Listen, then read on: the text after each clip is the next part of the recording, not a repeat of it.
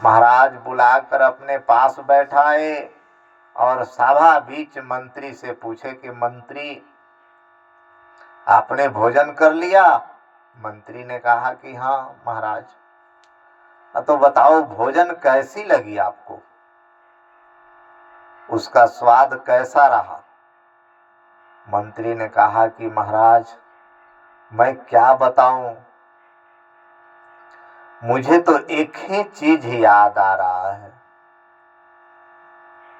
महाराजा ने कहे, राजा जनक जी ने कहा कि क्या चीज याद आ रहा है?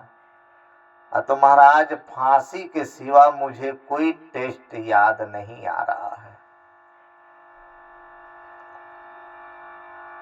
ऐसे तो भोजन कर लिया, सब ठीक था। महाराज ने कहा कि नहीं, भोजन में कोई चीज कमी है। भंडारी को बुलाए और भंडारी से पूछा कि भंडारी, आपने भोजन में कौन ऐसा सामग्री छोड़ा था? भंडारी ने कहा कि महाराज सब मसाला मिलाया लेकिन नमक नहीं लगाया था। महाराज जनक ने मंत्री से कहा कि देखो, इसमें नमक नहीं है।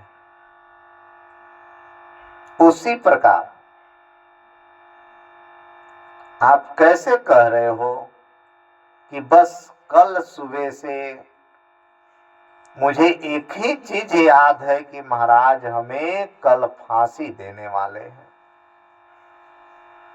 बस यही मन में चल रहा है कि कल मुझे फांसी होगी, कल मुझे फांसी होगी, और फांसी के सिवा मुझे कुछ याद ही नहीं आ रहा है। न भोजन का टेस्ट और न ये संसार का सुख, कुछ याद नहीं आ रहा है।